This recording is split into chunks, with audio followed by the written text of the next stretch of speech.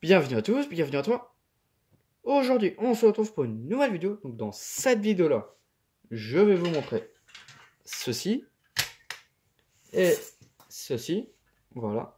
Donc ce sont pas des radiateurs, hein. Donc commençons. Donc celui-ci, je vous l'ai déjà montré dans ma précédente vidéo, voilà. Donc celui-là, j'ai fait une vidéo dessus. Voilà. Sauf que je pensais pas que j'allais récupérer les deux autres. Du coup, je vais les essayer dans la même vidéo. Voilà, donc les nouveaux, je les ai pas testés, enfin, les nouveaux, entre guillemets, parce que je les ai trouvés dans la benne de mon lycée, tout comme celui-ci, qui fonctionne. Voilà. Hop, donc je les ai pas testés, je viens de rentrer, voilà. Donc je l'ai déjà démonté pour simplifier le truc de la vidéo, voilà, hein. Comme ça, je peux bien vous montrer en détail de quoi c'est composé. Voilà, et dans une autre vidéo, je vais les essayer, hein. Voilà, donc là, on a le dessous avec les sortes de trucs antidérapantes. Donc là, il en manque un. À chaque fois sur un petit boîtier comme ça. Il m'en manque un. Voilà. Je sais pas ce qui s'est passé. Voilà. Hop. Donc ici, on a l'intérieur. Donc voilà, donc c'est une cage métallique, hein. Donc le truc, il tire clairement la gueule. Je pense que quand ils l'ont balancé dans la benne, ça a dû morfler un peu. Voilà. Je crois que sur celle-là, non, sur celle-là, la borne de terre, elle est entière. Mais sur la grande, la borne de terre, elle est pétée. Donc je me suis un peu renseigné sur internet. Donc ce truc-là, ça se trouve encore. C'est autour des 70 euros.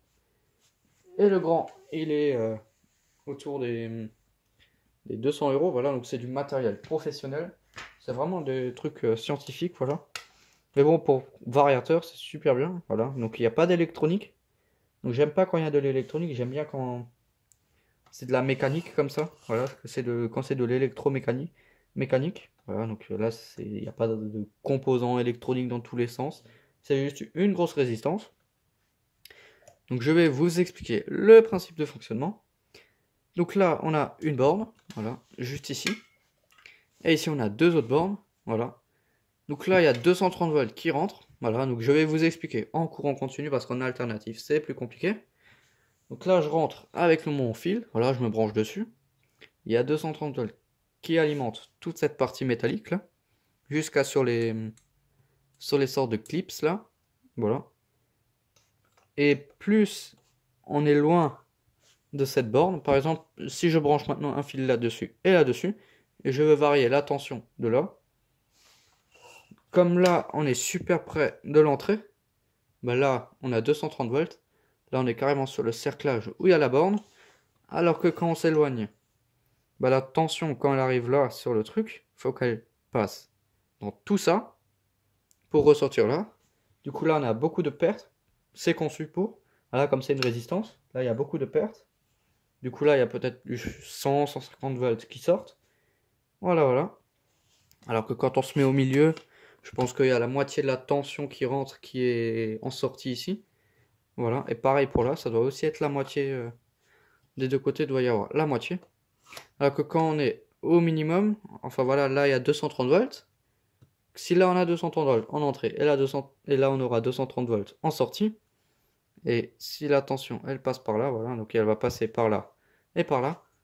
Du coup là, ça rentre, ça passe pas la résistance, et comme il y a la résistance, de ce côté sur cette borne là, il y aura moins de tension, parce qu'il faut que ça passe par tout ça et que ça sorte. Et inversement, si on fait là, là on a toute la tension qui rentre à fond, et comme il faut que ça passe par là, là il y a les pertes, et ensuite là on sort une plus faible tension, voilà. Enfin bon, j'espère que vous avez compris. C'est assez simple comme principe. Voilà, hein, donc c'est des variateurs, enfin je sais pas si on... C'est pas des variateurs, c'est des résistances variables, voilà. Je pense pas que ça soit fait pour sort de variateur. Mais bon, moi je vais utiliser ça comme variateur, hein.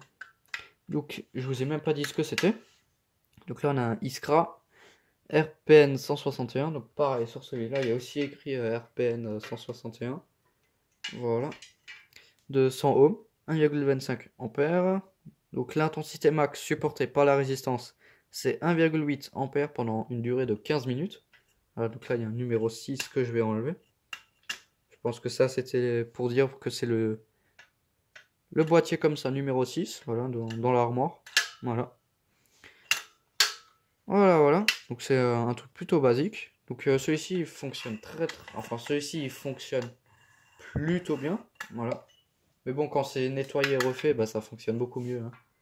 Voilà, là je pousse à peine. Hein. Et ça bouge. Là c'est vraiment fluide. Voilà, c'est vraiment bien. C'est cette tige là qu'il faut nettoyer.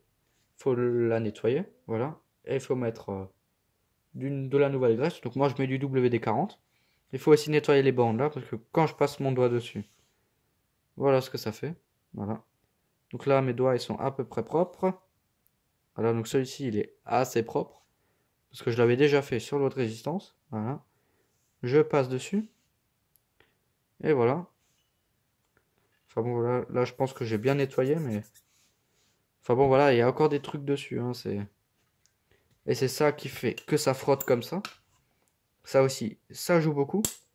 Les patins là, il faut aussi remettre un peu de graisse en dessous. Mais c'est surtout ça où il faut mettre de la graisse là où le truc il coulisse dessus. Voilà, voilà. Donc je vais vous montrer l'autre. Voilà, celui-ci. Donc il est vraiment énorme. Sauf que celui-ci il marche pas bien du tout. Hein. Voilà, je peux déplacer tout le bordel. Voilà. Il faut retenir et il faut pousser. Donc c'est par à-coup carrément. Voilà. C'est vraiment très grippé. Mais bon, ça c'est juste la graisse qui est desséchée. Voilà, donc le truc, hein, donc il est légèrement cabossé.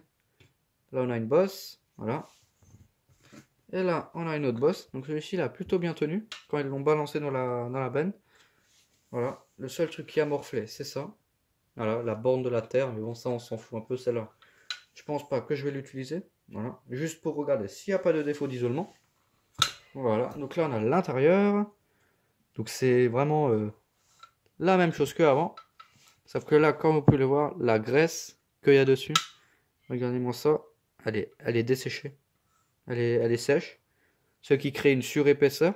Voilà, et comme c'est assez collant, bah, ça accroche, ça donne des à-coups.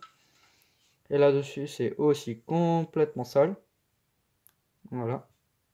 Je sais pas ce qui s'est passé, mais voilà. Regardez ça. Donc je pense que c'est à force de faire avancer, reculer, bah, on enlève la matière qu'il y a dessus. Voilà. Et du coup, bah voilà. Ça fait ça. Il y a les dépôts de métal qui tombent sur là. Voilà. Enfin bon, ça n'a jamais été entretenu, je pense. Hein. Je pense qu'ils se sont pas trop fait chier avec ça. Voilà. Comme là, ça va dur, bah, ils n'ont pas cherché longtemps. Ils l'ont pris, ils l'ont jeté. Donc je les ai pas essayés, mais je suppose que c'est ça. C'est parce que là, ça va super dur qu'ils l'ont balancé à la poubelle. Voilà. Sauf que c'est facile à refaire. Enfin bon, voilà, moi ça me dérange pas. Hein. Je récupère ces trucs. Donc c'est un modèle qui est plus récent que les autres. Voilà, voilà. Donc je vais vous faire une vidéo où je vous le montre nettoyé, fonctionnel et toutes les conneries qui vont avec. Voilà. Donc j'espère que ça fonctionne. Parce que si ça se trouve, ça fonctionne même pas. Mais bon, je pense que si jette celui-là qui fonctionne encore, à mon avis, celui-là, il devrait encore fonctionner. Voilà, voilà. Donc c'était une courte vidéo pour vous montrer ça. Donc je vous ai même pas montré ce que c'est. Donc c'est un Echo 1, un tube. Donc je pense une résistance de 650 ohms, 1 ampère, voilà. Hein. Donc là, il y a l'entreprise, donc Langlois, zone industrielle du Haut-Vigneault, 33 174, Gradignan, CEDEX, donc le numéro de téléphone, hein, si vous voulez les appeler. Enfin bon, voilà, hein, donc c'était une petite vidéo pour vous montrer ça. Voilà, voilà. Donc merci d'avoir regardé cette vidéo. Si tu as des questions, n'hésite pas à me les poser dans l'espace des commentaires. Ciao!